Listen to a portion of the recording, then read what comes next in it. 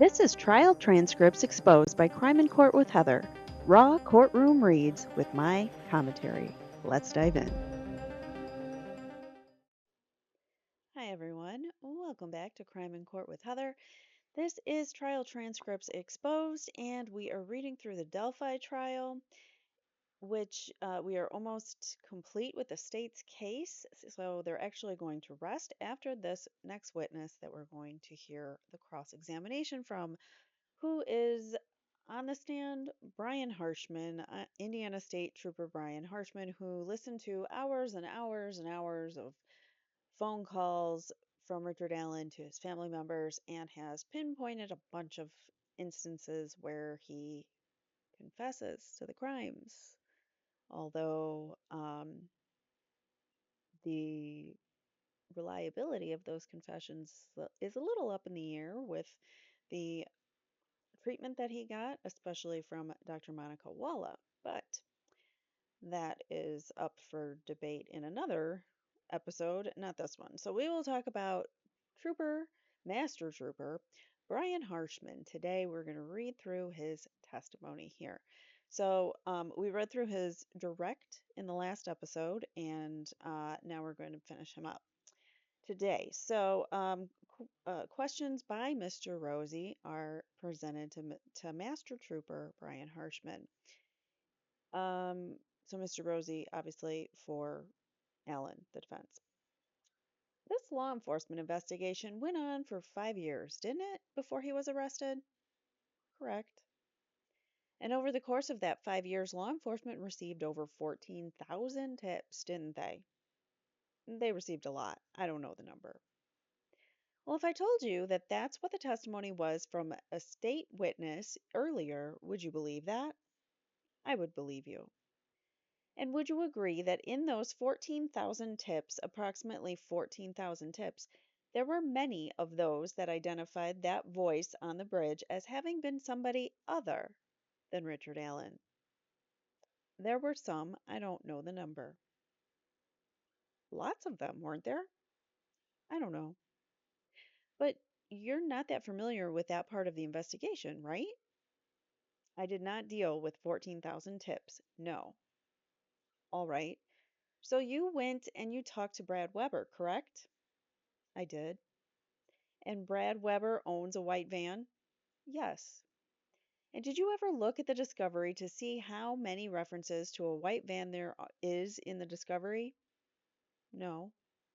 Would you suspect that there's probably many, dozens and dozens of Mr. McLeland says, I'm going to object, Judge. It calls for speculation. He says he didn't review the discovery to see how many times it was mentioned. Sustained. Would you be surprised to find that there might be hundreds of references to vans in the discovery in this case? Don't know whether I'd be surprised or not, Mr. Rosie, to tell you the truth. And you believe that Brad Weber told you, right? Or you believe what Brad Weber told you, right? I do. And if you gave it, or if he gave you an inaccurate information, then your theory on him being in the van near the bridge at that time would be false, right? Had it not been for the eyewitness account of Richard Allen. Had it not been for who? Had it not been for the eyewitness account of the van being there and causing Mr. Allen to go across the creek. And you said you reviewed numerous reports that were prepared back in 2017 regarding the investigation surrounding Mr. Webb, right? I did. And did you review a report by Agent Pohl and Agent Goatee about this? Mr. McLeland says, Judge, I'm going to object at this point. Can we have a sidebar? Sure. Yeah, come up here, says the judge. And they have a sidebar. Mr. McLeland says something that's inaudible, doing a deposition, something, something.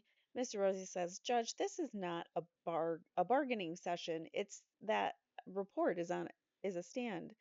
Mr. McLeland says, Can I finish, officer? Something.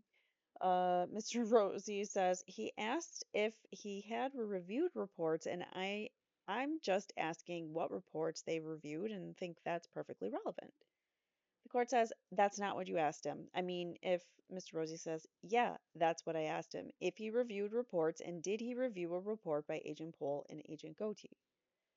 The court says, and that's where we got into the sidebar. So now where are you going with this? Mr. Rosie says, I don't know what the objection is. I mean, I'm just cross-examining the guy on based on what he did. I'm not trying to be act too cavalier about this. I'm McClellan says, the question, did you review the other reports? I have no problem with that question. That's not where I thought this was that he was going. The court says, okay. Mr. McClellan says, I thought he was going to say, what did his report say that Brad Weber told you? Mr. Rosie says, no, I agree with that. McClellan says something, but we don't know because it's inaudible. The court says, we're on the same page. Yeah, we're good. Mr. Rosie says, that's a hearsay. The court says, yeah. Sidebar conference is concluded. The court says, you may proceed, Mr. Rosie. Thank you, Judge. The bailiff says, Your Honor, we need to take a break. The court says, oh, all right. I'm sorry. The jury indicated that they need to take a break. Mr. Rosie says, yeah, sure. The court says, so we'll go ahead and do that. Ladies and gentlemen, while you're outside the bathroom, keep your minds open. Please don't form any opinions or conclusions about anything. You can discuss the evidence, but please don't deliberate. Gentlemen, all rise. The jury leaves. The court says, all right, let's take 15 minutes. Mr. McClellan says, Judge, could Mr. Rosie and I approach briefly? She says, yes. Mr. McClellan says, we can go off record. I just want to take care of housekeeping matters, I suppose, Judge. And they go off record. Then they come back. The court says, okay, are we ready now? Are we ready? Mr. McClellan says, yes, Your Honor. Court says, yes? Okay. Bailiff says, all rise. The jury enters the room. The bailiff says, thank you. You may be seated. The court says, thank you. All right. You may resume your cross-examination, Mr. Rosie. Thank you, Judge, says Rosie. Officer Harshman, Trooper Harshman, earlier before we broke, you testified that you reviewed many reports or several reports. I don't remember exactly what words you used as I related to Brad Weber and his circumstances surrounding this case. Yes, sir. And those reports were from back in 2017 timeframe? Yes, sir. And did any of those reports involve an agent by the name of Adam Pohl or Mr. Guti? Yes, sir. And if one of those reports contradicted what Brad Weber told you about his travels on that day, would you feel differently about your conclusion today? No. Okay. So if one of those reports suggests that he actually wasn't there on that drive, objection asked and answered. I'm asking the question in a different form. Overruled. Thank you, Judge. If one of those reports suggested that he was not there at the time between 2:13 and 2:32 on February 13th, so that's the magic time slot between that 10-minute time slot or 20-minute time slot between 2:13 to 2:32 um, on February 13th. That is the sweet time spot that um, Richard Allen supposedly got scared and decided he was only going to kill the girls instead of essay them and kill them. I don't know, whatever. If you were scared, wouldn't you just leave? So you would still have that same opinion? I would, says this stubborn officer or trooper.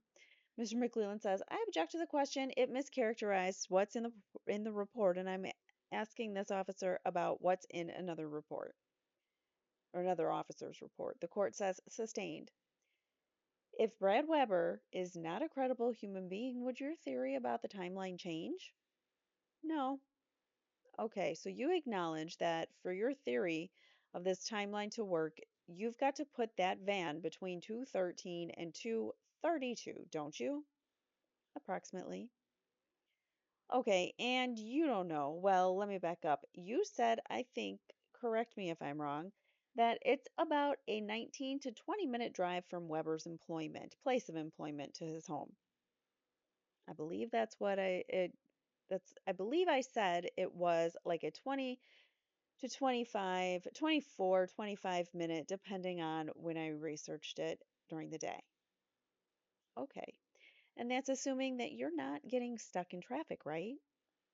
I would assume that would be correct. Well, you did a Google search, right?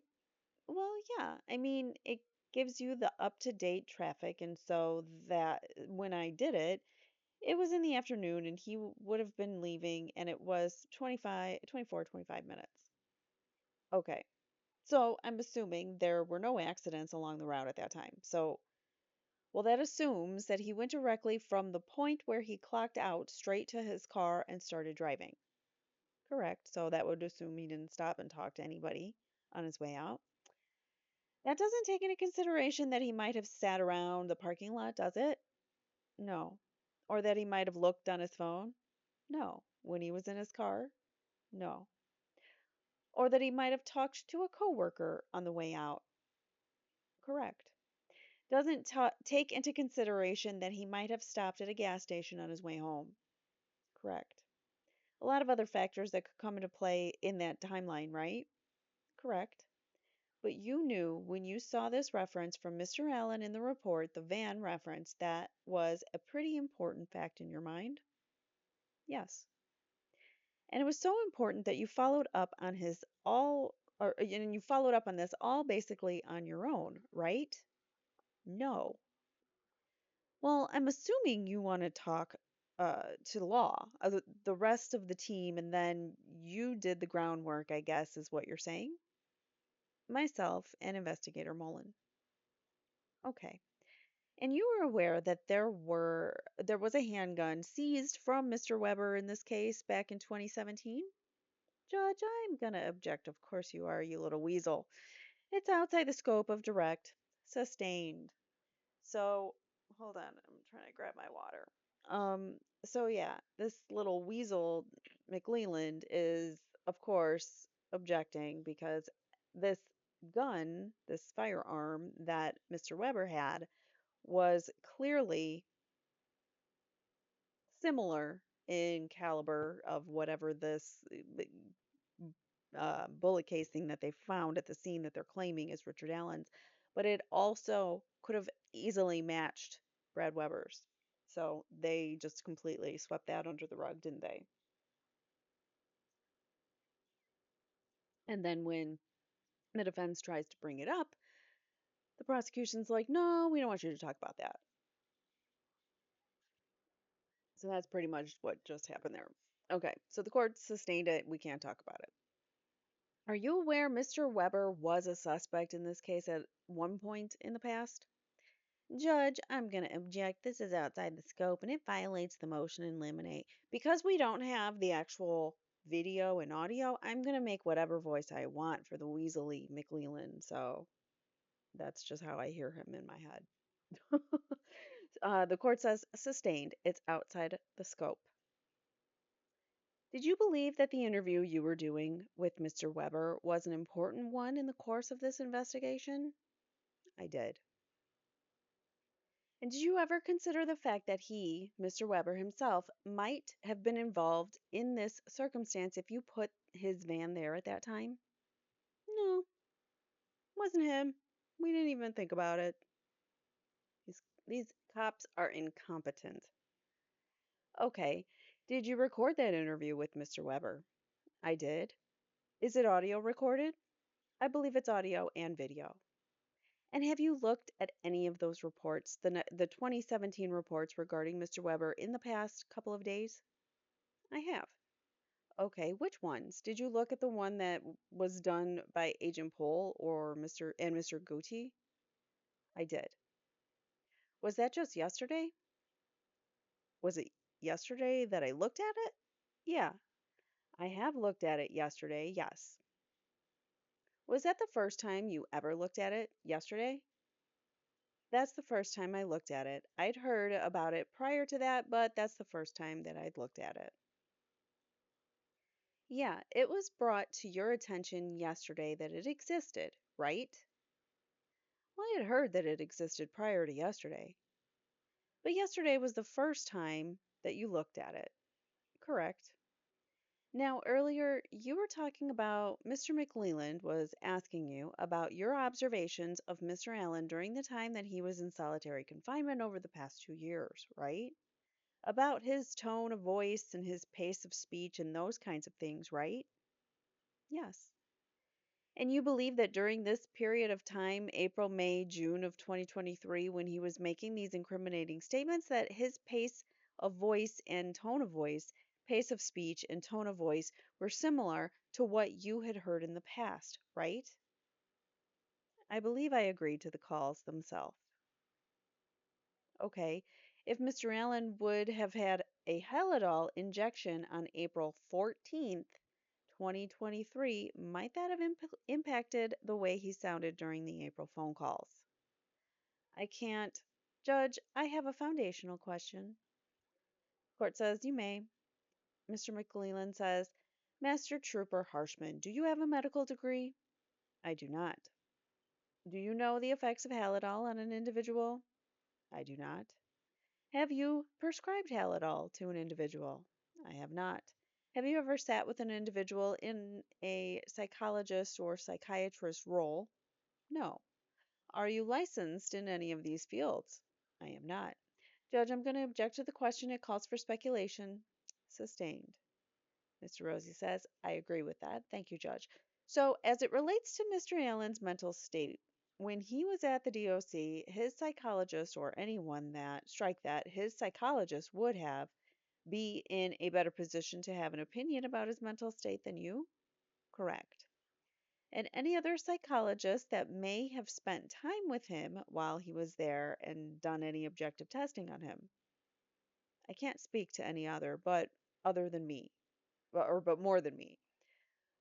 Okay, so if it was determined that he was psychotic or engaging in psychotic behaviors during the months of April, May, June, and maybe even into July 2023, you don't have any reason to dispute that because you don't know. I have not heard that that was the case. But you wouldn't dispute it or couldn't dispute it because you're not an expert, right? Couldn't dispute it because I haven't heard it. Okay, now you're just being difficult. Okay, have you heard that he had Halidol injections on May 18th? So, what was it? April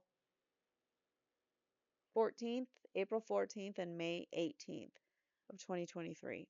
Because remember, Dr. Walla testified that once you get a Halidol injection, it would be repeated monthly. It would be your continued protocol to continue to receive Halidol until otherwise specified.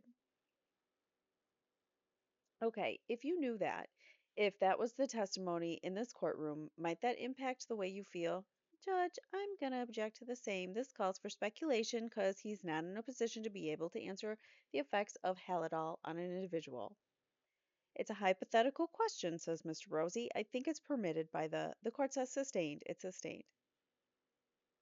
Did you know that he had had a Halidol injection on June 5th? So there's the third, June 5th. Asked and answered, Judge. He already said no. I asked him about, it's a different date, said the court. Okay, says Mr. McLeland. The court says he's talking about a different date. Mr. McLeland says, thank you, Judge. Did you know that he had a Halidol injection on June 25th, 2023? I did not. Did you know that he was under any type of mind-altering drugs while he was in the DOC? I don't know what drugs are mind-altering that he would have had. Halidol? Okay. Did you ever check with the DOC staff to see what kind of drugs he had been prescribed? That was outside of my lane. So all of those things could have had an impact on his pace of speech, the tone of voice, right? I don't know what those medications do to you. So you were assigned to Mr. Allen back in, strike that, that's not actually accurate. Let me rephrase the question. Immediately after Mr. Allen was incarcerated in 2022, October of 2022, there was a team of individuals that were assigned to monitor his phone calls and his other kind of this other kind of thing. There was a group of you, right?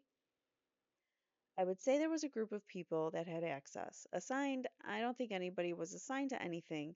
That's why I took the initiative to keep things organized because nothing had really been assigned. It was just multiple people monitoring, and in an effort to make sure that everything was handled and covered and nothing was missed, it was imperative that at least one person kept track of everything.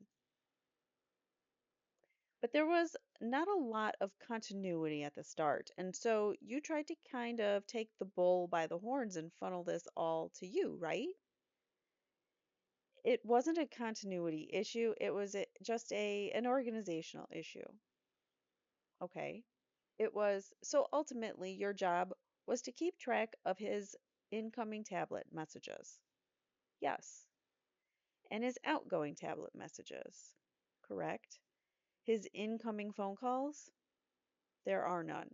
His outgoing phone calls? Correct. His in-cell video? Correct. And all of the video of him when I think maybe you refer to it as movement video or somebody did.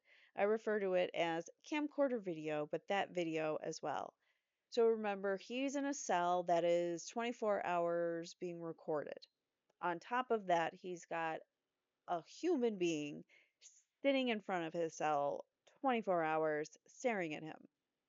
On top of that, anytime he moves from his cell to anywhere else in the facilities, if he has shower time, if he has rec time, if he has his lawyers come visit him, he is, whether he wants to or not, dragged out of his cell with a camcorder held in his face, and he's being recorded the entire time.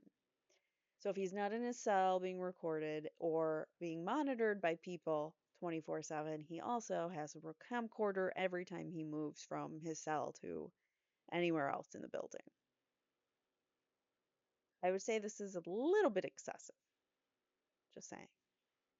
So that is what the movement cell is, the movement video. And this officer says, correct, I monitored most all of it. Yes. You interviewed guards that were assigned to his cell? I did. You interviewed inmates that were assigned to his cell. I did not. You didn't interview any of the companions? I did not. Remember, there were also, at first, it started out as other inmates were the ones that were watching him, but they were also taunting him and telling him to take his own life.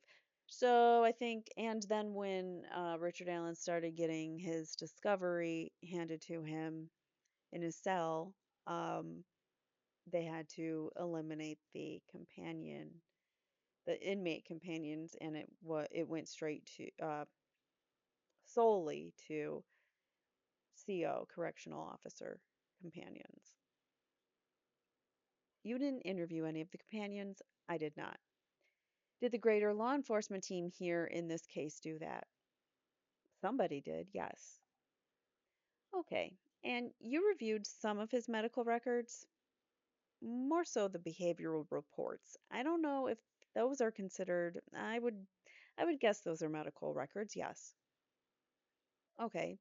And you reviewed the door sheets that were created by some of these or authored by some of these inmates? I did. And you reviewed the door sheets that were authored by some of the guards? I did. You actually were receiving automated messages on your phone from a third-party vendor so that you knew where there were communications in and out of Mr. Allen's cell. You knew. Correct. So that is to say that if you're at the ball diamond, your phone might go off kind of like in the old days, like a pager might go off. So he's getting notifications. Judge, I'm going to object. It's not relevant for one. It's been asked and answered. No, it hasn't. He says he received these. It's not relevant to anything that was done on direct. He answered the question at this point, Judge. Mr. Rosie says, he said he surveilled him, and I think it's relevant to the extent that Mr. Allen did not have any privacy while he was in that. Overruled. Thank you. Wow. I'm surprised you overruled that. So you would basically be able to sit at a ball diamond, like go to baseball games, for example, and you would know whether or not there was a tablet message from Mr. Allen to some other third party, right? Currently, tablet message, yes. So if somebody sends him a message and it goes to his tablet, this officer, this trooper, gets a notification on his phone. He says, I'm trying to remember if the via path system, which is what the DOC was utilizing, notified me on text. I definitely got notified on telephone calls. I can't remember if it notified me on text messages or not.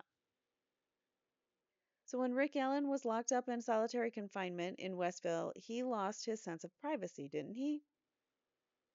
He was monitored 24 hours a day, the best I know, and videoed. Well, the video is part of the monitoring, yes. We haven't seen any of that video in the course of your presentation, have we? No. It'd be helpful maybe to see some of that video to put some context to some of these statements, wouldn't it?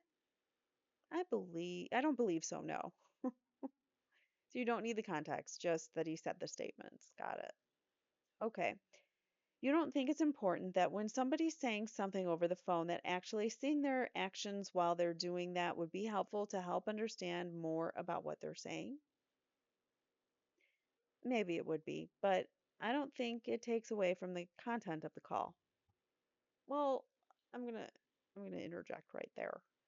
If someone is drugged up or has Halidol in them and they're pretty much doped out of their mind and they're being told to say certain things maybe, or they're being told that they did certain things and that maybe they should maybe someone's suggesting to him when he's doped up that he did these things and he should tell his wife. He should come clean and confess when he calls his wife. And maybe that was suggested to him to do. Possibly. Just saying, it's not unheard of. And even if it wasn't someone nefariously trying to tell him he should be calling his wife and confessing, it could still be I don't know, say a very prejudiced or biased psychiatrist who shouldn't be talking and following all the social media stuff about this case, but is and is coming into the jail every day and maybe she's telling him things about the case and that prejudice that she has that and she thinks that he did it, maybe that is suggesting to him subconsciously that he did it and that he should confess. So there's a lot of different ways that you can look at it as to how the context and the conversations that he was having right before a phone call to his wife, a phone call to his mom, what happened before that? The context is very important. And if someone might have been telling him in his ear, maybe you should tell your wife how sorry you are for what you did. Maybe come clean. It might make you feel better type of conversation. And we don't know because we don't have the video. So as you would acquire all of this information when you're conducting your surveillance, you would then generate summary reports time and time again, correct? Correct. And about how many of those reports did you tell me that you thought you generated over the course of this investigation? I don't remember what I told you exactly. A couple hundred, maybe. A couple hundred probably is what I think I told you. Okay. Maybe a little bit, 150, 200, something, somewhere in that area. A pretty comprehensive system in place, wouldn't you agree, in terms of communicating Mr. Allen's moves in that cell, and his actions to law enforcement? Yes, it was documentation. Well, you've been a cop for a long time, right? Awful long time. In the history of your entire career, is it accurate to say that you've never been assigned to surveil a man like you have been him in a prison setting like this? That's correct, yes. You agree that, while incarcerated, Mr. Allen has said some things about this particular crime that are just not accurate. I don't know that I can agree to that. Okay, are you aware of him saying that he shot the girls? I'm aware that that came through an inmate companion, that I'm not sure inmate companions are the most reliable people to trust on any. There are no, there are so many recordings or video. Sorry, there was no recording or video of him saying that, I don't believe. So now we're just going to say that the inmate that took the notes was inaccurate and not that Richard Allen said something inaccurate, even though we have him saying inaccurate details all throughout his imprisonment. Okay, did you ever talk to that inmate companion? No, I did not. So you wouldn't have any way to judge the credibility of that inmate. Well, I think somebody talked to him, but took a formal statement, right? I don't know. I did not talk to him. Did you ever read it? No, I did not talk to him. And you earlier referenced this report by Dr. Walla. I think it was on May 3rd, maybe. I'm sorry, I lost my track of days, but a report from Dr. Walla that contains the information about this Van comment. Do you recall that report? I do. And in that report, the chronology is that Mr. Allen said he was lying in wait, right? That's what he says, yes. Well, you're familiar with the bridge guy, right? I am. The photo and the videos of Bridge Guy? Correct. Okay. And in that video, Bridge Guy's walking across the bridge, right? Behind the girls? Yes. Okay. And in that video, the girls would be on the south end of the trail and the video's looking back to the north end, right? I'm going to take your word for it. If you say that's looking north, I can't. I think that's right. Which is to say, then, that the girls were on the south end of the bridge, presumably before Bridge Guy made it to the south end of the bridge. So, is there a question there? I'm sorry. Well, is that accurate? That the girls were on the bridge before Bridge Guy? That they made it to the other end of the bridge, the Weber end of the bridge before Bridge Guy? Yeah, he was coming from the direction that they came from. Yes. From the trailhead? Yes, yes. North side of the bridge. So just based on that video, there's no sense that he was lying in wait, is there? There's no sense that he wasn't. Well, he's walking across the bridge, right? The girls walked past him. He could have been lying in wait and got behind them. Really? And then the chronology of Mr. Allen's statements next is that the gun was cycled and that's where the bullet came out, right? That's what he said. Which would have happened up at the bridge, on the bridge. Correct. If you believe his chronology. Yes, right? I mean, yeah, you would if you believed that, yeah. You've been up on that bridge? I have. There's railroad ties, right? Correct. And between those ties, there's big gaps, right? Correct. And many of those gaps lead straight to the bottom, many, many, many feet below, don't they? Correct. Was there ever a kind of cartridge or bullet or round recovered from that bridge? Not that I'm aware of, but that was way before I became involved in the investigation. Well, and you've been pretty involved, right? All that took place before I was involved, but yes, I don't recall a bullet being found there. So he's going to say he's totally involved with, doing all this investigation of Richard Allen, hours and hours and hours of video and audio that he listened to and watched and all this sacrifice, yet he doesn't know any details about what happened before he ever got involved in the case. Dude, you're involved.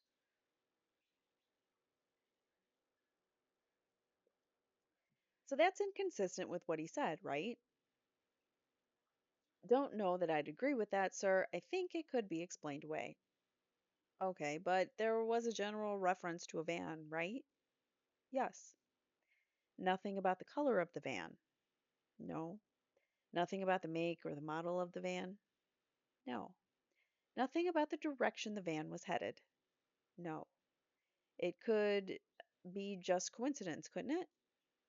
I don't believe in coincidence. But it could be an explanation, couldn't it?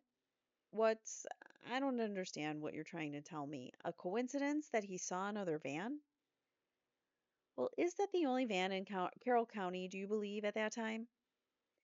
Yeah, that's the only van on 625 at between 225 and 230, according to the timeline with Mr. Weber. Yeah, but is that the only van in all of Carroll County? No, of course not.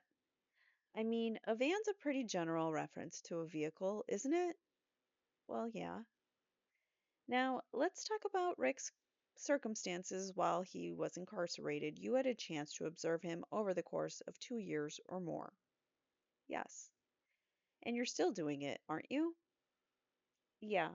I have the ability to, watching less and relying more on the jail staff to notify me of issues and things like that. But yeah, I mean, he's still a person that needs to be watched for his safety, I mean. Well, it's also because you want to hear him say things and report those to the prosecutor's office, right? I don't wish for him to say anything, but when he does say something, I do document it and I do report it. Now, in what other criminal case has that ever been the case where somebody has, I don't, this is really an interesting position because that makes me think no person going to trial has ever been in Richard Allen's position before where they have been incarcerated and watched, basically waiting for some kind of statement or something to incriminate him because the evidence that they had against him was very flimsy. And if you were just going to convict him on the bullet casing alone, I don't know if that would have been enough. So they had to have something stick. They had to have something really solidify their conviction. And what better way to do that than to get a confession out of him, out of his own mouth, his own words? Have any other pretrial detainees ever been monitored 24/7 in the history of time and had all of their comments and phrases and sentences repeated back at them in trial to incriminate them? He's probably the first. I mean, it may have happened in certain circumstances, but he is 24/7 monitored. He hasn't had a lick of privacy since he's been there. 13 months this was going on. And you're still doing it, aren't you? Yeah, I have the ability to, watching less and relying more on the jail staff to notify me of issues and things like that. But yeah, I mean, he's still a person that needs to be watched for his safety, I mean. Well, it's also because you want to hear him say those things and report those to the prosecutor's office, right? Well, I don't wish him to say anything, but when he does say something, I document it and report it. Okay, fair enough. Have you been listening to his phone calls over the last 3 weeks? I have. Since we've been in trial? I have. And know that this circumstance might be a cause of additional stress on him, right? I would imagine it's stressful. And it might be likely that he would say anything. I don't know. Now, there have been times both early in his detention circumstances and late in his detention circumstances where he has proclaimed his innocence, right? There have been times, yes. So which is it? Which is right? You can't say it's only one way. If he's saying that he's innocent as well, then you really can't just take his confessions as much of anything. I think you have to almost eliminate them. They kind of wash each other out, right? With their credibility, because you don't know which is what, you don't know which is accurate or truthful. I mean, there has also been a theme in this case, hasn't it? That that he proclaimed his innocence. He has some. Have you ever gone through and logged any of those comments in any formal way? I've documented. I take notes. I do know that when they happen, and yeah, I mean, I've passed those on, so yes. Okay. Did you ever see Rick Allen pose any real threat to anybody up at Westville? Yes. You said he spit on a staff member one time, right? That would be a threat. He passively disregarded some directions, right? Yes. He didn't take his hands out of his cuff port one time, right? I believe that was the case. But other than that, he's been pretty easy to handle up there, hasn't he? I mean, I would direct you talk to them about that because I think they would have a different opinion. They who? Yeah, okay. Well, we've heard some of that. And many times do you think you went up to Westville during your investigation or how many times do you think you went up to Westville during your investigation in this case? I think it was two or three. You ever take the time to go back to A1107, his cell, and just take a look at his cell? No, I wasn't allowed. Well, I mean, you're a police officer. You can go to the prison, right? I don't get to go anywhere I want in the prison, trust me. Well, did you ask them and they told you that you couldn't go back there? No, I did not ask. Okay, all right. Did you even ever ask to go back in the block and see what that was like? I did not. The APOD, did you take that time to go visit his cell down in Cass County? Didn't you? Yes, just when he moved. And down there, a brand new facility, right? It is. Just opened, what, 8 months ago? Don't know. Just very recently, wasn't it? I'll take your word for it. I don't know. Okay, right. Right across the street from my office, right? Mr. McLeland says, Judge, I'm going to object at this point. I don't know. McLeland says, this is well outside the scope, and I don't know how this is relevant where it's located. Sustained. Did you get to see his cell down there? Judge, I'm going to object. It's outside the scope of direct. Well, he talked about his supervision, says Mr. Rosie. The court says overruled. Did you go see his cell? I did. It's got a table in there. In his cell, I believe there's a small table, yes. Okay, and there's a TV on, or a TV out in the kind of the day room area. Correct. It's actually like a two-part cell, right? There's a place where he sleeps, and then there's another area where he can socialize or not socialize. Well, technically, he can socialize there. Yeah, it's a cell attached to what looks to be like a small common area that has a shower, and probably, I guess, it's a kiosk for making calls. Much more hospitable than the circumstances up at Westville, right? I would say some circumstances. If you want to say it's painted nicer and it's cleaner, then maybe, but same circumstances. So you've seen some of the video of him eating his own feces. I'm sorry? Did you see some of the video of him eating his feces? Possibly. I think we discussed this before. The video is somewhat poor, so if you tell me that's what's happening, then I can't really dispute it, but possibly. Well, it was reported by others that that's what. Correct, correct.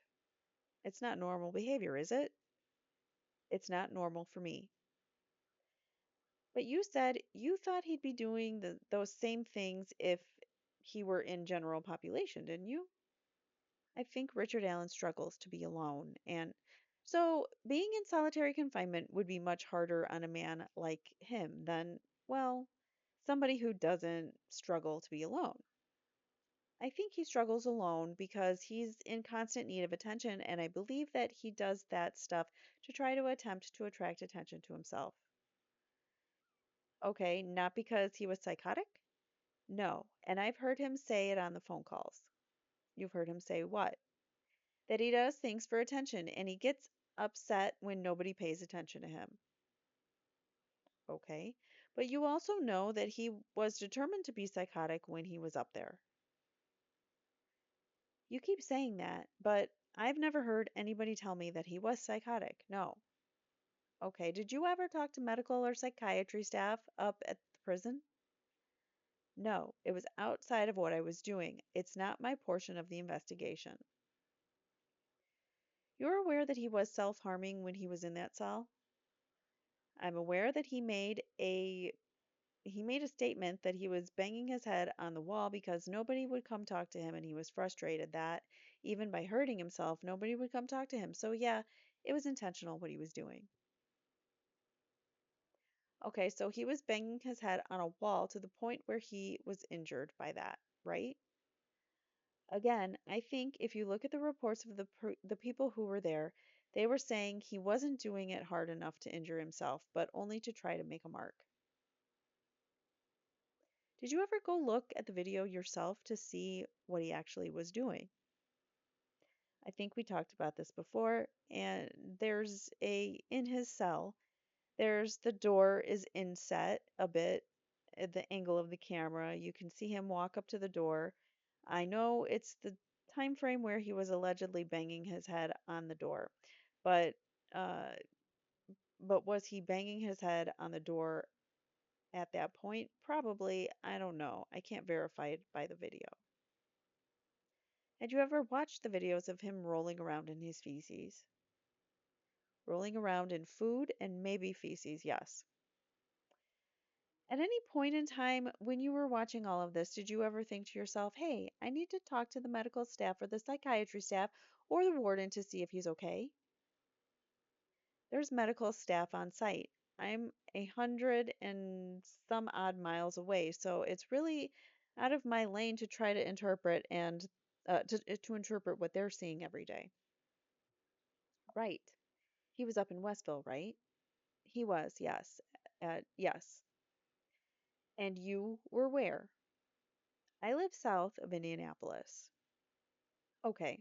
So the answer is you never took the time to talk to anybody about his behaviors in the cell that you observed. My answer is that it wasn't my responsibility during the whole time to do that. So, well, in fact, you told me that you thought he was right where he needed to be, didn't you? Based on the facts of how he needed 24/7 monitoring because he would constantly say that he was going to kill himself, absolutely where he needed to be to prevent that from happening. This isn't the first time that we've talked, right? No, sir. And you had previously testified about a phone call. Actually, it was a phone call I think we heard today on November 14th of 2022. Is that right? I don't, you'd have to refresh my, I don't remember us talking about it, but I'm not saying that we didn't, but I just don't know. Okay. Maybe us talking about it. I think it was here in the court, maybe in July. If you have a transcript, or I'm going to hand it to you. Do you remember us being here in July? I do. I had gone through the same thing with you, or the same with you, similar. And if I hand you a copy of the November 14th, 2022 transcript, would that help refresh your recollection? It would. May I approach, Your Honor? You may, says the judge.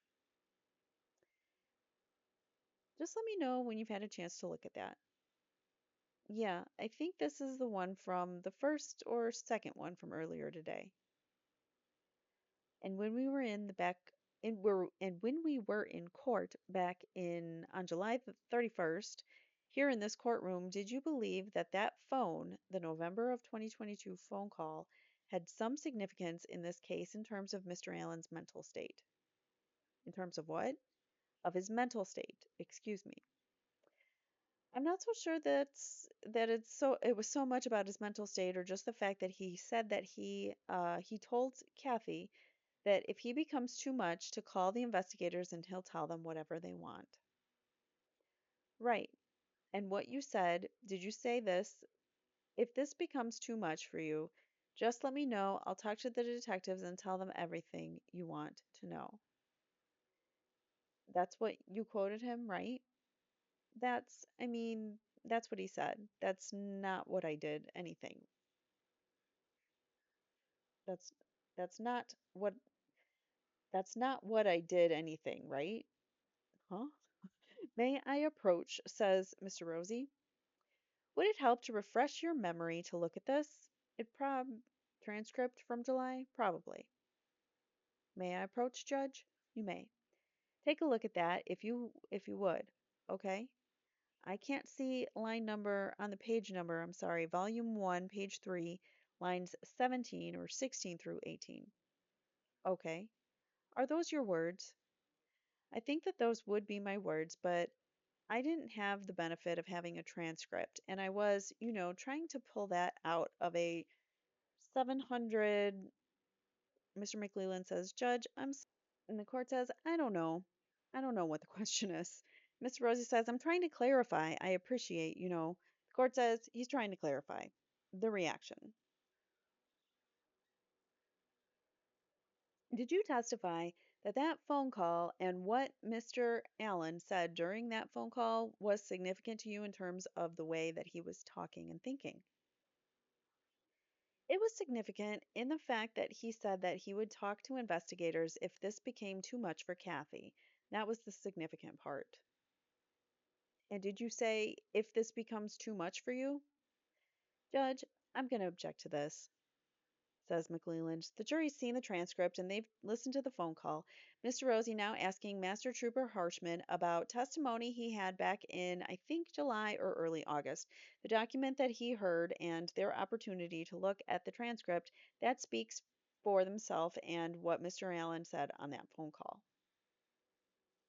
Are you trying to impeach him? Or, says the court, I'm trying to clarify Mr. Allen's words, says Rosie. McLeland says the clarification is in the transcript. Rosie says they don't have the transcript. The court says, but they had it and they've heard it. May I approach? Says Rosie. The court says, yes, you may. This statement, November 14th, 2022 transcript contained what he said on that day, right? Correct. Those are his words. Correct. And what he said is that he would tell them whatever it is that they want me to say, I'll just say it. That's what he said, right? Yes. And in fact, directing your attention to page 6, line 10 and 11, McLeland says, Judge, I'm going to object. Is he moving to admit the transcript into evidence, or is he just going to have Mr. Harshman read the transcript? Mr. Rosie says, the audio's already been admitted. McClelland says, and this has been already admitted to the jury. They've considered it. If that's the argument, Judge, it can speak for itself. It's been admitted. They've had an opportunity to listen to it. They could see it, and it speaks for itself. The court says, sustained. Mr. Rosie says, thank you. So those words suggest that he was willing to do just whatever the police wanted him to do to take the heat off of his wife, didn't it? That would be your interpretation. Well, is that an unreasonable one? I would say I've got a different explanation. But is mine unreasonable? It's not unreasonable. Thank you. Now, Mr. McLeland offered up some phone calls earlier, right? Yes.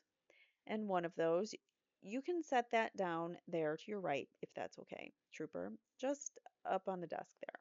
Thank you. And one of those phone calls was from April 30th. Is that correct? Correct. And specifically, that was a 514 phone call, wasn't it? I believe so, yes. Would it help to look at the transcript to refresh your recollection? That'd be fine, thank you. May I, Judge? Court says you may. Yes, 5.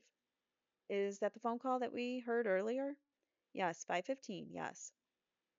And during that phone call, Rick actually referenced a call that he had made earlier that day, didn't he? That I don't know. To his father, page 5, line 8. He says, "Did Dad tell you I called?" Right. And you know that he made a phone call earlier that day to his mother and father, don't you? I can't speak to that. Dude, you listen to all the calls. He says, I can't speak to that. I would be able to find out, but I don't know. Okay. Do you agree that there were 3 phone calls made on the 3rd during the early morning hours of April 3rd? I can't speak for that without checking. May I approach the witness? The court says you may. Would it help to look at the transcripts to refresh your recollection? I'm sorry, yes, or I didn't. Yeah, if you've got all 3. Yeah. Okay. Yeah, I do. Give me a second here. Let me get organized. Miss Rosie says, 1 second, Your Honor. I've got it here. I'll hand you a transcript of recorded telephone conversation April 3rd, 2023 at 3:12 a.m. Please take a quick look at that. And the simple question is, did Rick Allen make a phone call at 3:12 a.m. early morning hours of April 3rd, 2023? Yes, I believe so. And you've had a chance to review that call, right? I have not. No, I have not. You've never seen that? No, I did not say that. I just said, I'm sorry. I have not reviewed it. Okay. Ever or no, I have reviewed it. Just not here? Maybe in real time when it happened. All right. But I don't believe that I looked at it in preparation for any proceedings. Okay. Do you want me to review it or I'm just asking you, did you look at it? I glanced at it, yes. Okay. So just to make sure everybody's clear, he made a call. He did.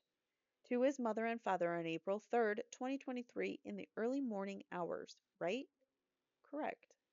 Specifically, what's the time on that call? 3:12. And then earlier during your testimony, there was admitted into evidence a phone call from April 3rd, 2023 at 5:15. That's the one we heard, right? Correct. Would you disagree that there was also a third call made on April 3rd, 2023 at 8:45 a.m.? And would it help you to refresh your recollection to look at the transcript? Yeah, that'd be great. And don't you think it would would those 2 phone calls provide some context? Those 2 phone calls, the 3 a.m. phone call and the 8 a.m. phone call, provide some context for the phone call that we heard at 5 a.m. Judge, I'm going to object to this line of questioning. Sustained. Judge, forgive me, but I don't know what the legal objection is. The line of questioning, says Rosie. McLeland says, he's making a legal argument to the witness, Judge. It's what he's doing. So he's not in this witness is not in a position to answer a legal question that we've argued in front of the court outside the presence of the jury already. Mr. Rosie says, Judge, that's why I sustained it, says the court. Mr. Rosie says, thank you. She says, you're welcome. And then we go back to cross-examination. The phone call at 5 o'clock, 5:14, and one we heard earlier is not the whole story about what was said on the morning of April 3rd, 2023, was it? Judge, I'm going to object to that question as well for the same sustained objection. Did you ever suggest to play those other 2 calls? Judge, I'm going to object to that question as well. It's not, again, I think it's outside the scope of direct, one, but it's not the witness's decision of which phone calls the prosecutor puts in evidence. But he's doing it through this witness, says Mr. Rosie, sustained. Rick Allen's proclaim his innocence. I don't know why that's I don't know why that's an apostrophe S there. So Rick Allen has proclaimed his innocence in that 3 a.m. phone call. Judge, I'm going to object. It calls for hearsay. Sustained. Isn't this what we're doing? Aren't we talking about what he talked about in the phone calls? Yet we can't talk about what he's talking about in the phone calls when it doesn't suit the prosecutor because sustained, because it's hearsay. This is wild. Rick Allen said he was broken down and felt like, Judge, I'm going to object. He was at Guantanamo Bay. Court says, would counsel approach, please? And a sidebar is conducted. Mr. Rosie says, it's being offered to show it's inconsistent. The court says, I apparently did not make myself clear. His statement is hearsay. I don't know something, something inaudible. Your argument is you can't go around that argument, but that's exactly what you're trying to say. Mr. Rosie says, I'm saying it's not hearsay. The court says, it is hearsay. Mr. Rosie says, it's being offered to show. The court says, it is. Mr. Rosie says, inconsistent with what he said. It was being offered to show that it's inconsistent with what he said in court. The court says, it is hearsay, it is the defendant's statement, and we've had this discussion, and I'd encourage you to read the hearsay rule, and I trust that you've done that. I've sustained the objection. Are we on another planet? Only the things that he says that implicates his guilt are allowed to come in, and that's not hearsay. But the things that he says where he says he's innocent, that's supposed to be hearsay in the same frickin' day on the same frickin' phone calls. This is, I'm getting mad and really upset.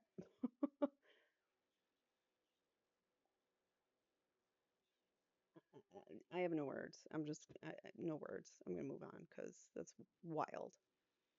May I approach the witness? You may. You said that earlier. Strike that back in August. I took your deposition, right? Yes, sir. And we talked about these confessions that we're talking about today, right? Yes, broadly, I think. I don't know. Okay, and the bulk of them occurred in April, May, and June. Isn't that correct? Correct. And that's also when he was engaging in the bulk of his bizarre behaviors, isn't it? Yes. And a lot of these things that he's said while he's been incarcerated have been what I'd phrase as generic confessions, haven't they? We listen to the calls, but I would need your definition of a generic confession before I would agree to that. Okay. Well, there's not a lot of detail in them in terms of unique facts, right? Is him saying, I did it, to you a generic confession? Well, I'm asking you. Well, if you're, I guess that I need some direction on what you'd consider a generic confession. Okay. Well, I'm asking the questions today. Did you believe that it's generic, or then no? Okay. The only thing then he said that's unique to you, in your opinion, is that there was a van, right? That's the only thing that was unique, that was a detail of the crime that only the killer would know. Really? Okay, so 2 years in solitary confinement, right? Would not afford him the opportunity to have knowledge that only the killer would know. 700 phone calls that you heard, right? Approximately.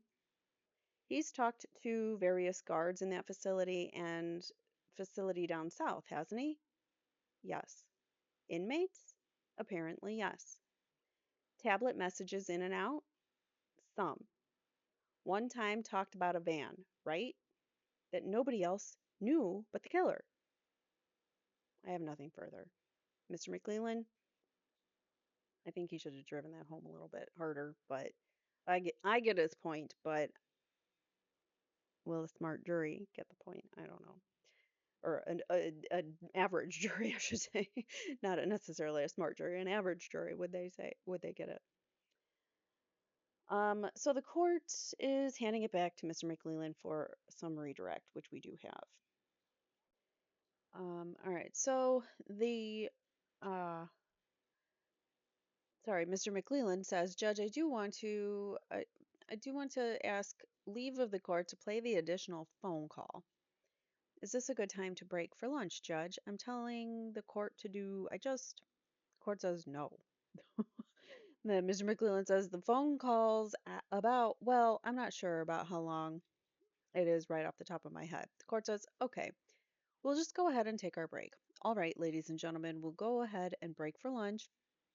It's about 12:20. While you're outside the courtroom, please keep your minds open. Don't form any final opinions or conclusions about anything. Hey, folks, we're still working up here. Thank you. Please don't, you may discuss the case amongst yourselves, but please only do that if all 15 of you are present in the jury room and that at the same time, and then don't deliberate, please. Gentlemen, all rise.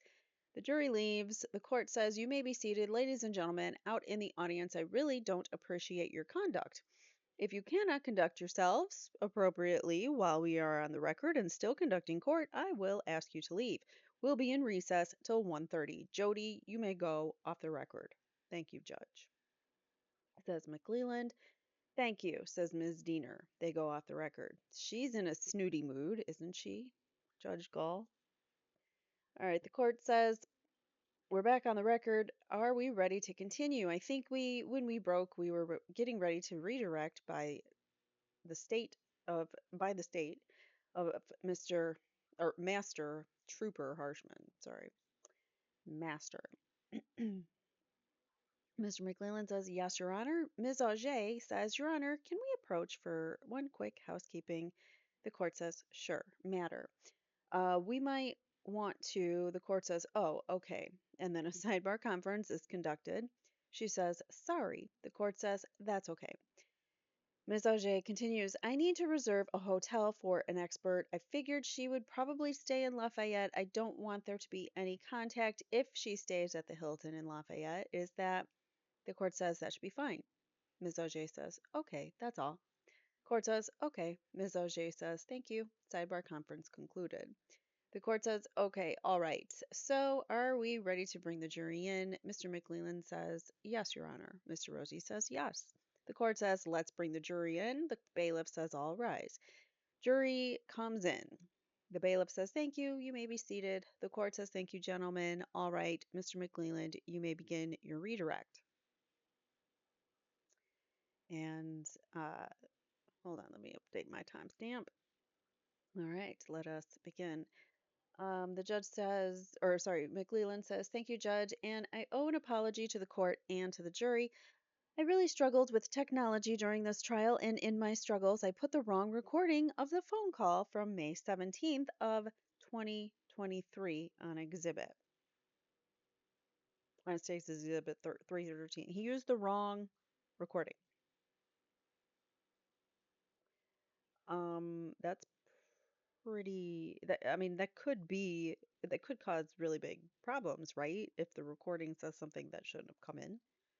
Or did he do that on purpose because he wanted something to come in that didn't, that he wasn't going to be able to bring in? I don't know, but it's just a little bizarre. He says, I have corrected that, and so before I start redirect, I'd ask the court to grant me leave to be able to play that phone call as part of direct. I've got that queued up, ready to go if the court grants that motion. The court says, that's fine. That's May 17th? May 17th of 2023. And Judge, I would ask that I be allowed to publish a transcript of that phone call to the court and to the jury so that they may follow along to aid them in listening to that phone call. She says, you may. Mr. McClelland says, thank you. The court says, and ladies and gentlemen, again, the transcript isn't the evidence. What you're hearing is the evidence, and I'll collect those transcripts like we've been collecting all of the transcripts. The correct State's Exhibit 313 is published and is played. They get to follow along with the transcript. And now redirect begins. Master Trooper Harshman, you've been involved in other investigations and arrests besides the one involving Richard Allen, is that correct? Yes, sir. And have you been involved in other cases where someone who's under arrest is held in trial or is held in jail before their trial? Yes. And do you know, is it common for individuals that are in custody in a jail to be monitored? Yes. And are they monitored by video on occasion? Yes. But the point is, he hasn't had a second of privacy in the many months that he's been there. That's different. In If you're just a regular inmate, not Richard Allen, you don't get monitored 24/7 with a video camera normally. What about their phone calls out of the jail? Are those monitored? Yes, they are. Are those typically recorded? Yes. And do law enforcement, at least in your experience, do law enforcement typically listen to those phone calls? Sometimes, yes. Mr. Rosie asked you about Mr. Allen's demeanor while he was at Westville, and whether he was, I think the phrase was calm or a problem for the facility. Do you recall that? Yes. You've had an opportunity to observe Mr. Allen not only in Westville but also in Wabash and then also in Cass County Jail. Is that correct? More Cass County than Wabash, yes. Okay. And have there been issues while he's been housed at Wabash or at Cass County? Yes, there have been. And have there been issues where he's been had to be restrained? There have been. Have there been issues where he's been violent? There have been. And one is recently, is that correct? Correct. Over lunch, did you get an opportunity to view a video from the Cass County Jail? I did. And what does that video display? It displays Mr. Allen screaming loudly, lots of profanity, extremely irate, pounding on the doors of his cell, telling the guards that he's gonna fucking kill them. Mr. Rosie says, "Objection, Judge. I'm gonna object at this point. None of this has been discovered to us." Oh, really? The court says, "This has been provided in discovery." Mr. McClellan says, "I believe so, Judge. May we approach?" "Yes," says the court. Mr. McClellan says, "Do you not have the video from the Cass County Jail from 2 weeks ago? Like, do you not have it? It's your fault you don't have it." When Mr. McClellan gave them all of their discovery when they got booted off the case and back on the case, everything was in a complete disarray and unorganized, very seemingly, it seemed that things were being buried on purpose in the way that they were organizing their own discovery because even they couldn't find stuff when they needed it. All right, so sidebar begins. Mr. McClellan says, "Do you not have the video from Cass County from 2 weeks ago?" Mr. Rosie says, "I." McClellan says, where he does this on his neck and he blows up and just taken to the padded cell?" Mr. Rosie says, "I haven't. If there is one. I mean, I'm not saying that. I'm not gonna, I haven't seen it." The court says, "It's been provided. You just haven't seen it?" Mr. Rosie says, "We're in the middle of a trial and the court says, "Okay." Seriously? God, she's so rude to them. "Well, we'd like to play it," says McClellan, "so I want to make sure that you've seen it before I move on, or move to admit it." And Mr. Rosie says, "Yeah, I think I'd like to see it." Mr. McClellan says, "Yeah, no, I don't disagree, so I don't know how you want to handle that, Judge, but he's talked about Cass County and when he was housed there. We've had two incidents, one last week and one 2 weeks ago, where he has gotten violent. He had to be restrained and taken to a padded cell, and he's had admissions in the one I'm going to play um as well, and so we'd like to play it. It's about a half hour long." Mr. Rosie says, "I don't really think it's relevant at this point. It doesn't have a tendency to prove that he committed these crimes, you know?" Court says, "How relevant is it? Or how is it relevant?" Mr. McClellan says, "Well, Judge, he brought up the issue of whether he's been calm or a problem since he's been at the jail, so it's a rebuttal to what he's brought up." Rosie says, "I said when he's in Westville." Mr. McClellan says, "Well, you also said Cass County, and you imply that Cass County's the Hilton, while Westville's the hole, and so he's had the same issues at Cass County that he's had at Westville, being a problem for them." What a weasel. Mr. Rosie says something that's inaudible, we don't know. Mr. McLeland responds, I wasn't going to play it on direct, but I think it's rebuttal to what you. The court says, okay, well, McLeland says, and I don't have a problem letting them review it. He's so gracious. The court says, well, he needs to at least. McLeland says, yeah.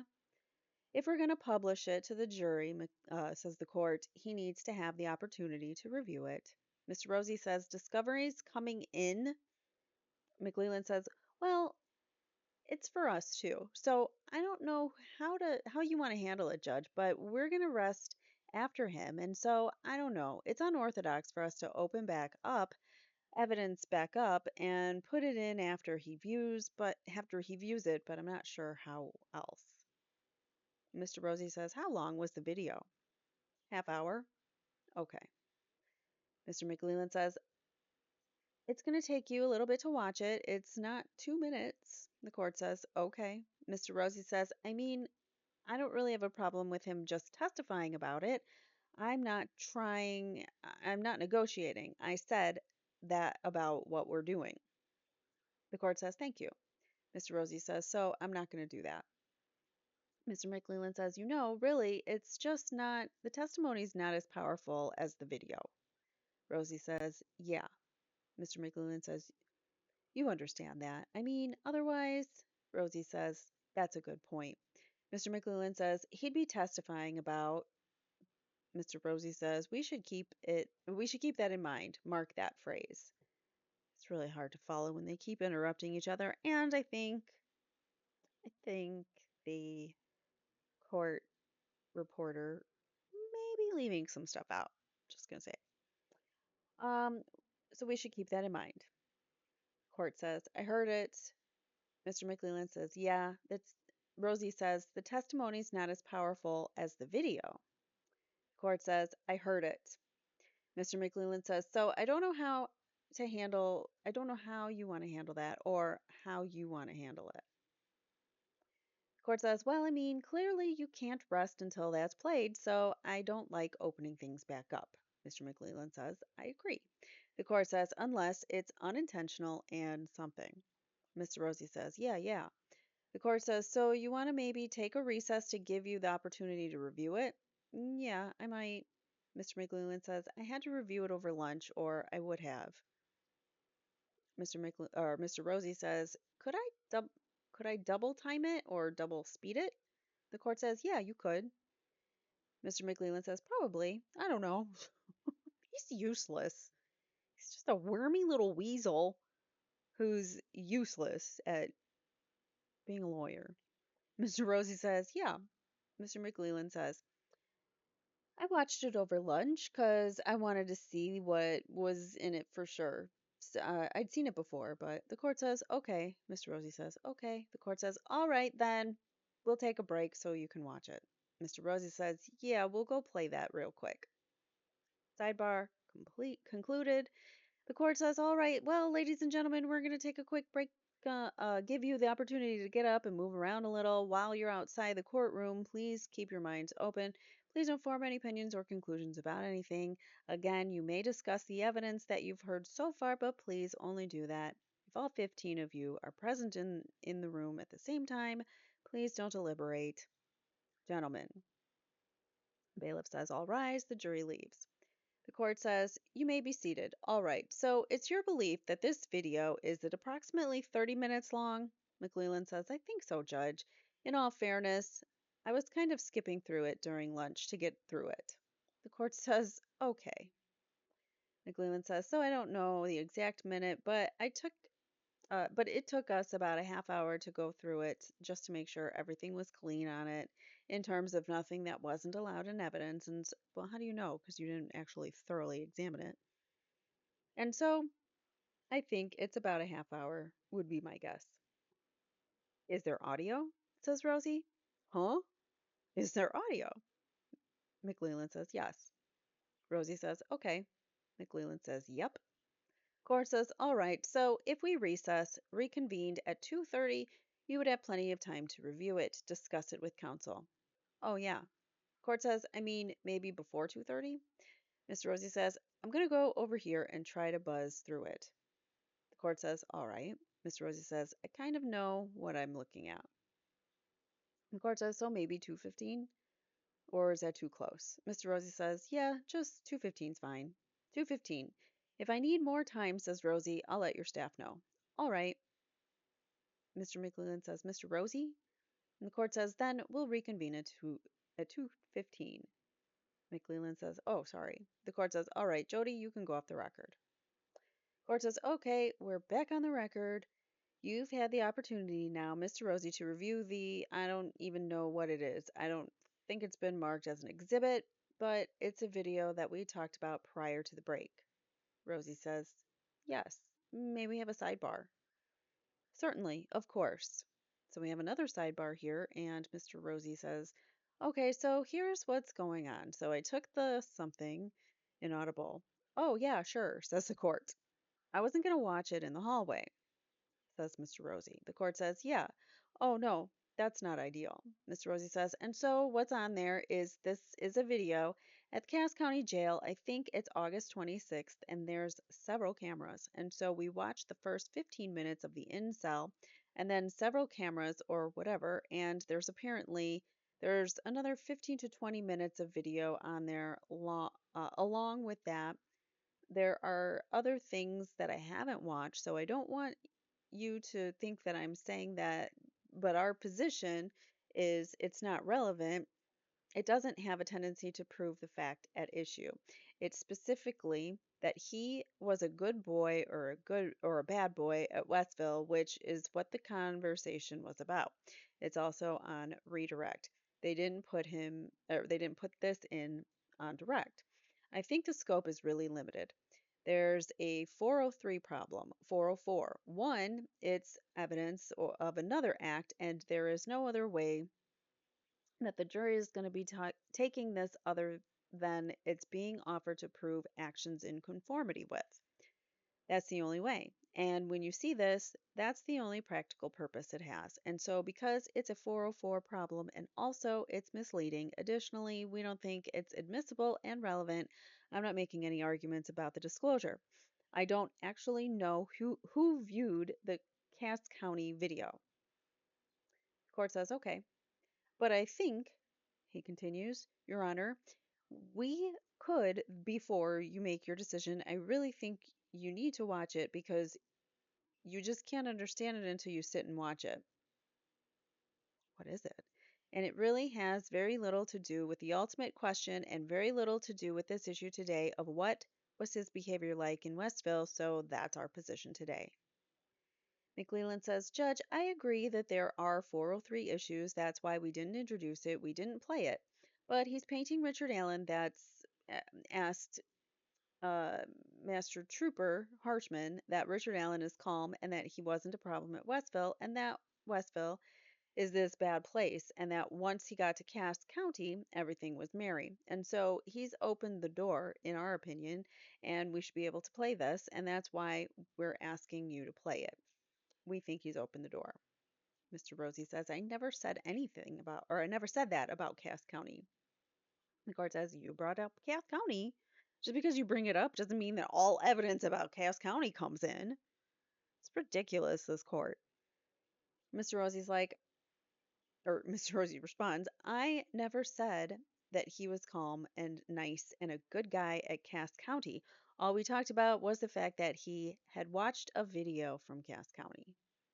I recall you asking him, says the court. I didn't say that, says Rosie.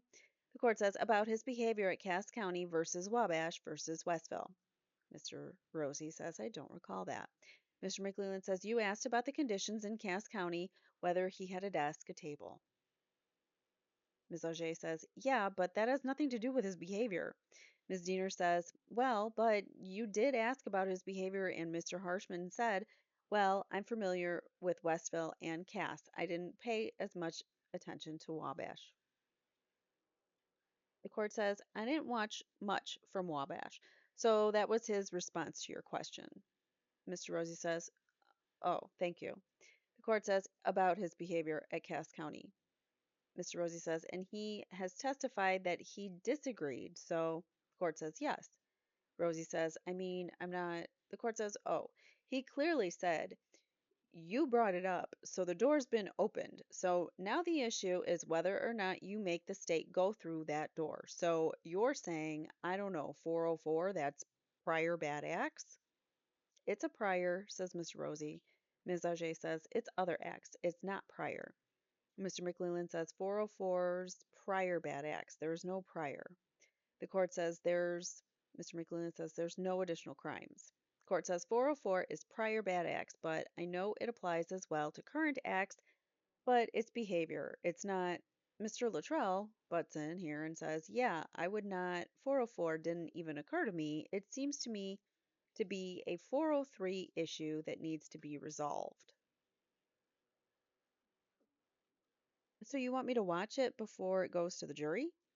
Yeah, I think before we, says Rosie. The court says, okay. Ms. Diener says, and I think we should show it to her in the format we were going to show it because you're right, there's multiple views, but the view that we selected is of an overhead of the picture of the cell that you can see. Mr. McLellan says, that's what we watched. Ms. Diener says, so sorry. Mr. McLellan says, we watched the in-cell video, not the... Miss Rosie says, yeah, but there's a separate camera below. I think it's the intake desk or something. McLellan says, right. Mr. Rosie says, kind of running at the same time. Court says, okay. Miss Rosie says, there's also a lot of distortion in it because the sound is just, it's not Bose quality sound. Court says, well, yeah. Mr. Rosie says, and so it is a little distorted. It's tough to say. It's tough to tell what he's saying at the time. So I just think because of the intensity of it, it screams 403, no pun intended, but it just does. Mr. McLellan says, and that's why we didn't use it in direct. Weasel. Mr. Rosie says, and I don't disagree with you. Mr. McLellan says, well, I think you opened the door about his quality of life, about how he was treated at Cass. To me, you opened the door. Luttrell says, how he handles that. The court says how he handles himself at Cass. And so to me, you've opened the door, which now allows us to put that in to show he allows us. Who are you? Are you with the state? The court is saying this. So they must be reading, I think what they're saying, how he handles that or something that might even be like read from the script, from the transcript, perhaps. Um, but the court is saying, so to me, you've opened the door, which now allows us to put that in. Us? Is she the state? Is she part of the state? I mean, it really is quite telling right there, what she just said. Allows us to put that in to show that he's acting the same way, or at least he's displaying some of the same behavior at Cass that he was at Westville.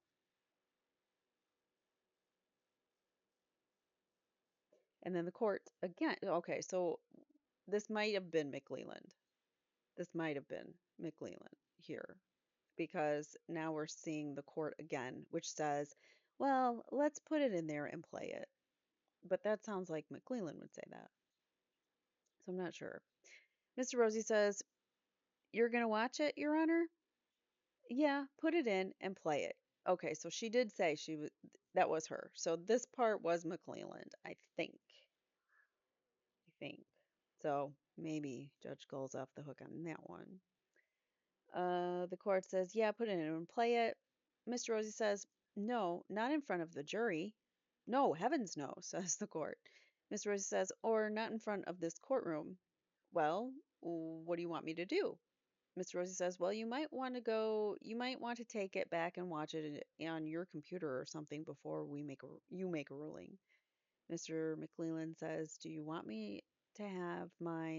guys mind if I have my investigator go back there and set it up for her to play? Mr. Rosie says, no, I don't mind. Mr. McLellan says, okay, then you can go back in your chambers and watch it and he can direct you through it. I don't have a chamber, says the court.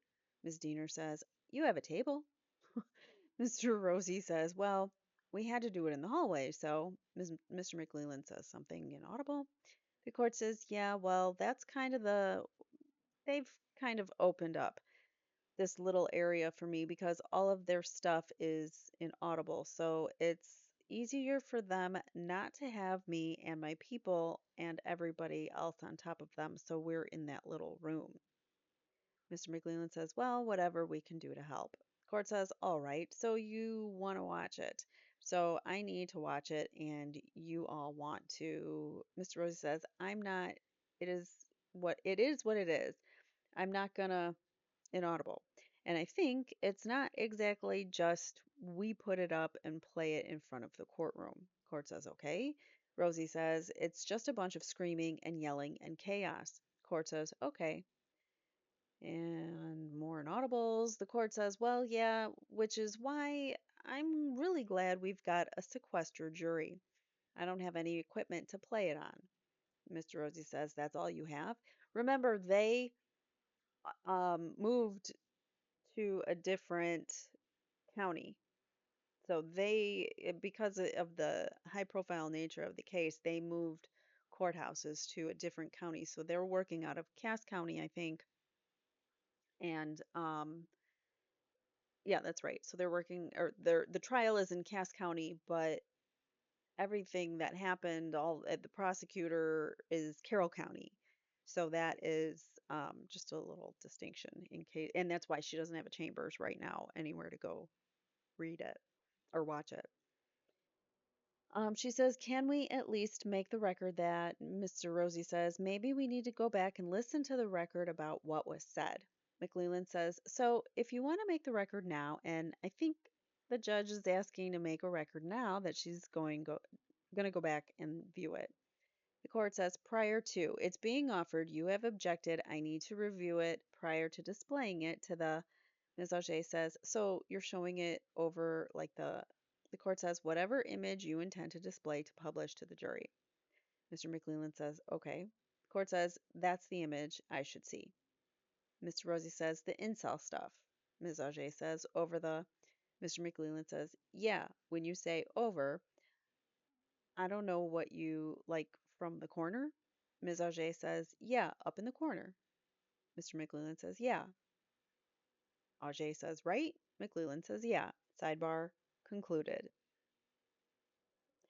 And the court says, all right, so the exhibit hasn't been marked, but the argument before we took off was, but the argument before we took off was you had viewed a video over the lunch hour from the Cass County Jail depicting some behavior from Mr. Allen while in confinement at Cass County. Defendant is objecting on the basis of relevance and 403 and has requested that the court review that prior to it being admitted and or published to the jury, and you've also asked that that be done in chambers, correct, Mr. Rosie? Yes, ma'am. Thank you. Court says, okay. So if you would set that up in chambers. McLeland says, Judge, my invest. The court says, for whatever view you anticipate, if I allow it to come in over 403 objection, whatever view you intend to display to the jury needs to be set up in chambers so that I'm viewing what the jury would be viewing if it's admitted. McLeland says, yes, Judge. The court says, all right. Jason, probably the bailiff, just let the jury know that we've got a half hour to yet before a half hour yet break for them. Sorry, that's a weird way of saying that. All right. Yeah, and could we mark that like as exhibit 314? Is that where we're up to? That way no, that's okay. That's all right. That so it'd be state's exhibit. All right. Well, Jody, you can go off the record and we can look at the video. They go off the record. The court comes back on the record and says, all right, we're back on the record. All right, well, thank you. I've had the opportunity to review. Sorry, I forgot the number already. I think it's 314, State's Exhibit 314. Mr. Rosie says, may we judge? The court says, sure. Sidebar, conference conducted. Mr. Rosie says, well, we had a chance to listen to the record, and there was no conversation whatsoever about his behavior in Cass County. The only comments that there were was whether or not he had a table in his Ms. Auger says with a TV. Mr. Rosie says with a TV. Ms. Auger says access. Mr. Rosie says, and Mr. Harshman, Trooper Harshman, said that it was basically the same as Westville, just simply not as painted, and that's that. That's all that was said. So that in no way opens the door. The court says, and that he didn't actually get into the cell. I think he said that. Mr. Rosie says, and there's no other comments about it, so it's outside the scope. Okay, says the court. Mr. McLeland says, Judge, if the questions they asked don't apply that he was mistreated at Westville, that's the cause of these false confessions. And so we still think it comes in. They open the door that we should have the opportunity to show his behavior at Cass County. So that's the state's thinking. Court says, and I certainly understand the argument, but the defense was pretty careful to keep the behavior issues limited, apparently, to Westville and Wabash Valley and stayed away from Cass County. So it's horrific. His conduct on that video is horrific. She shouldn't have an opinion on that. But I don't think they haven't opened the door to it. She shouldn't have an opinion to that. Her putting that in shows her bias. Saying that shows she's biased. His horrific behavior. It's like she's almost mad that it didn't get to come in. McLeland says, okay. The court says, so I will sustain the objection. Mr. McLeland says, okay. Sidebar conference concluded. She was going to let that in. So prejudicial. The court says, all right. So I will show that State's Exhibit 314 has been offered. The defendant has objected to that, and I will sustain the objection and not authorize 314 to be admitted. Is the state ready to continue its redirect as Master Trooper Harshman? Mr. McLeland says, yes, Your Honor. The court says, gentlemen. Bailiff says, all rise. Jury comes in the room. The bailiff says, thank you. You may be seated. The court says, thank you, gentlemen. All right. You may proceed, Mr. McLeland. He says, thank you, Your Honor. And Mr. McLeland says, Master Trooper Harshman, before we went on break, we were talking about your experience with other arrests and other people that are in jail pre-trial. Do you recall that testimony? Yes, sir. We talked about how other people who are held pre-trial are monitored by the jail. Yes, sir. And the phone calls are monitored, is that correct? That's correct. And is it your experience that at times officers monitor those phone calls as well? That's correct. What about phone calls to attorneys? Are those monitored? They are not. And so it's just phone calls to, well, is it a phone call to everybody else except attorneys? I believe so, yes. Okay. And in your experience, are there cameras that monitor people who are held pre-trial while they're in the jail? Yes, sir. And are there cameras in the cell? Sometimes, yes, sir. I don't have any other questions, Judge. Thank you. Court says, Mr. Rosie. He says, no questions, Your Honor. The court says, all right, does anybody on the jury have any questions for Trooper Harshman? Would counsel approach? So we do. All right, so a sidebar conference is conducted. Mr. Rosie says, I was just thinking I might get one of those white noise deals for my bedroom when my kids are around. Okay. The court says, they work. You stated that in your experience, people are often held in jail until trial. Is this normally county jail or state prisons? That's a smart juror, I think. Okay, with that, says Mr. Rosie, the court says, according to Exhibit 303, Mr. Allen was first offered this new prescription for oral Halidol May 2nd, 2023. Did you? Okay, so that's just like a precursor stuff. Mr. Rosie says, okay. Mr. McLuhan says, okay.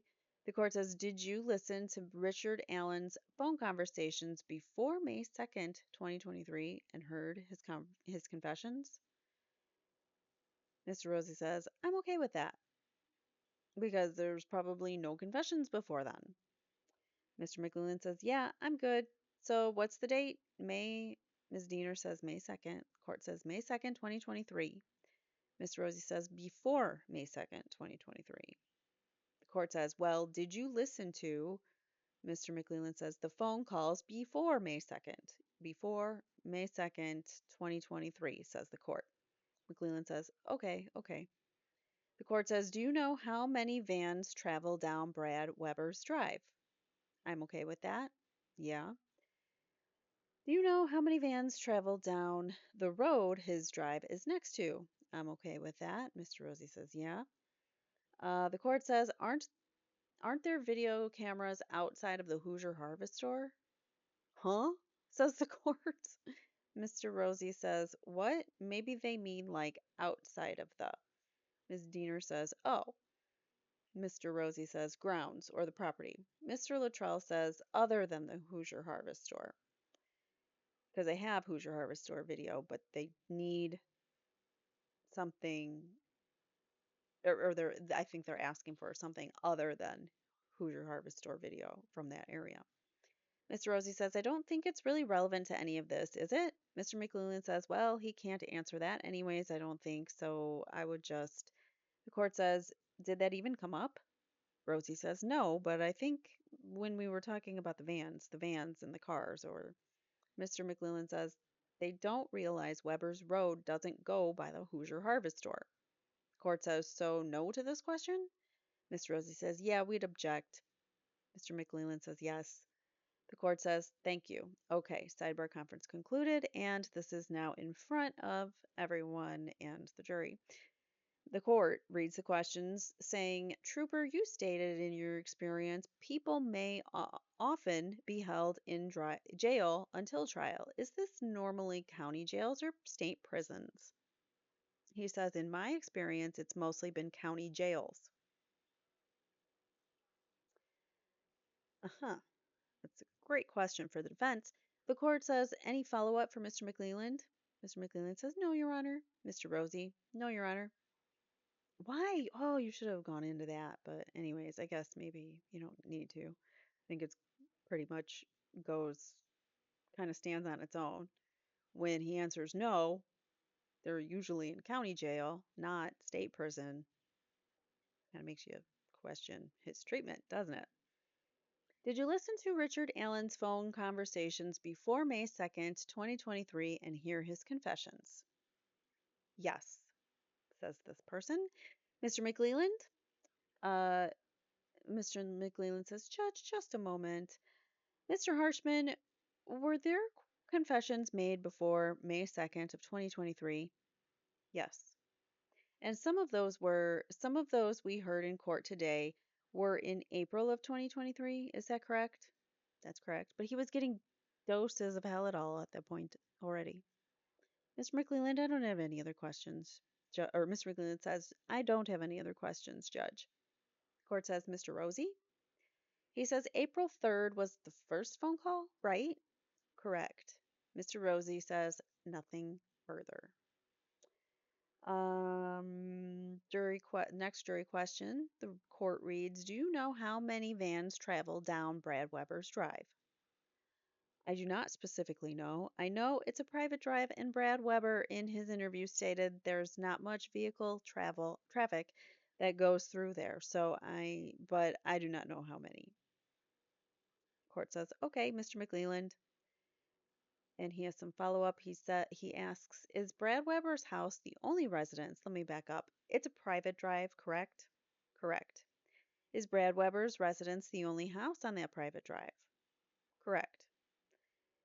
Does the private drive go to any other residences?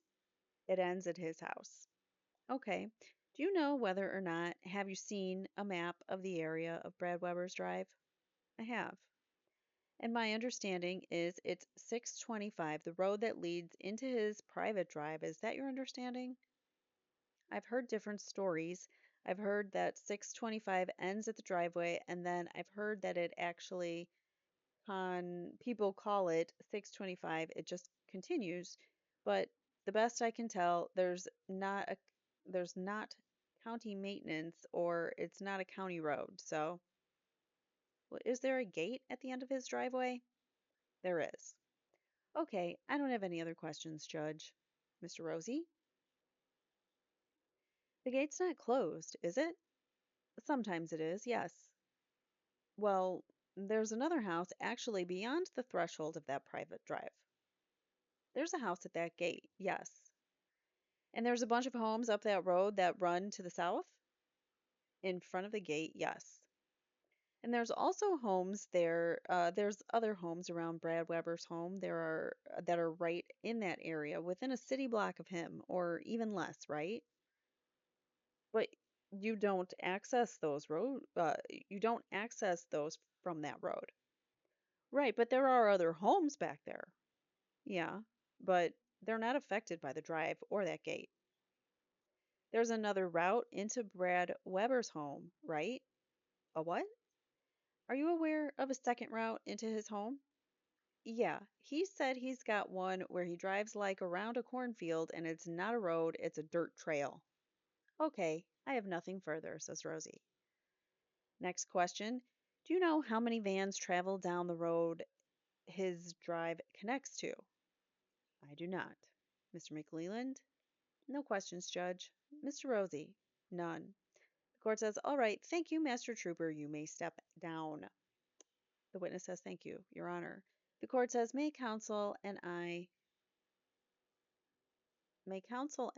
approach, please, for a discussion over here. Court says, okay, so we have State's Exhibit 289, the Google search. We have the photographs 306 to 309. Miss Auger says, I missed the first part of that. I emailed, I don't have the ability to print the case to you, didn't I? Yes, says the court. Okay, good. Court says, yeah, I got it. So let's take up the something. Inaudible. Okay, okay. McLeland says, I'm satisfied that the court used the case law that we cited. Court says, okay. Mr. McLeland says, regarding that. Ms. Auger says, I think the foundation is they have to show that they haven't been altered and the case that they cited, Your Honor, was an premises liability case. There was a photograph. The woman fell in snow in February. The court says, in that case, correct. Ms. Auger says, yeah. And then there was a photograph taken in March, but the court said that the foundation we laid because the testimony was that the March photograph was a fair and accurate representation of the condition of the day that she fell. So what we're looking at here is what Rick Allen looked like on February 13th, 2017, and there's no testimony or anything that he looked. Any of these pictures are what he looked like on February 13th, 2017. And to the extent that he may have gained weight, his hair grew out, and he may then maybe looked more like Bridge Guy, that is unfairly prejudicial, confusing, and misleading. Well, there's no dates on those, right? Says the court. Mr. McLeland says there's no dates. Our position would be that's a phone extraction of Richard Allen's phone. That's the relevance. I think they're relevant to show the jury what Richard Allen looks like. I don't have a problem with letting the jury know we don't know the dates that these are from, and that's a part of our case to explain that, to look at the pictures and say, look, this is not from the date in that time. We're just trying to admit them to the jury to show the jury what he looks like. So when they're back there deliberating and they forgot what he looks like, they have a picture of him. Then we have the Google search.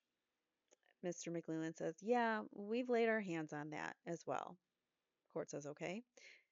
McLeland says, I did give them some additional information, showed Ms. Auger, and I'm going to show you, Judge, with the court. Court says, he says, over the lunch break. She says, okay. He says, sorry. She says, no, that's fine. Tell me if you can. McLeland says, so, Judge, if you go to this page, it talks about what was given. Uh-huh, says the judge. And McLeland says, and specifically the FUJAC, and there's a list of hash marks, this is the list of something, but FUJAC is the home. And then I can't make it out. Okay, says the court. McLeland says, and then I can't. Oh, right there. So that's, the court says, yeah, it's on each one of them. McLeland says, yes. And so what we did, when they provided this to us, they gave it to us in hard copies of documents and shared everything in files. Whatever we got, stuff from the videos and the activity log and searches. The court says, and the list? McLeland says, yes, and that is copied and pasted from the file, so I showed her that after lunch. Court says, okay. McLeland says, I move for something certification. Luttrell says, for that. McLeland says, yes. Ms. Auger says, so our other objection is really, again, 404, 403, to the extent that there was an internet search. I didn't bring my materials up, Your Honor, about a search for a movie about a man being held against his will, a man held hostage by a teen. I mean, to the extent that they're trying to show that, yeah, that he kidnapped them and then searched about, it's just very prejudicial and misleading and confusing. And again, I think that they still have to show that that he was the only person with access to that account. Court says, and I'm familiar with the case you cited. Ms. Auger says, okay. Court says, since I was a trial judge. Ms. Auger says, I was wondering. Yeah, yeah. Court says, and that was, I excluded it based on 412, the R shield. I don't say that word on my channel because you get strikes, or not strikes, but you get demonetized anyways if you say words like that. It has nothing to do with who had access or who didn't have access, and at that point, the only evidence before the court is that the holder of the account is Richard Allen, and he's the one who had access, so I'm going to admit 289 over objection based on weight, not admissibility. And are we ready to continue? Mr. McLeland says, yes, Judge. Do you want to publish? Says the court. Mr. McLeland says, yes, Judge, I'm sorry. The court says, no, that's okay. So we'll do this one. We'll do this one, the record, and on the record, I think. And then you can publish. Mr. Rosie says, so is it just admitted under the affidavit in his search? Ms. Diener says, oh, the copies are downstairs. Ms. Auger says, yeah, they've got the files. The court says, we're just doing the search. This part? Luttrell says, yes, just that part, not the whole thing. The court says, this is the only thing that they're going to publish.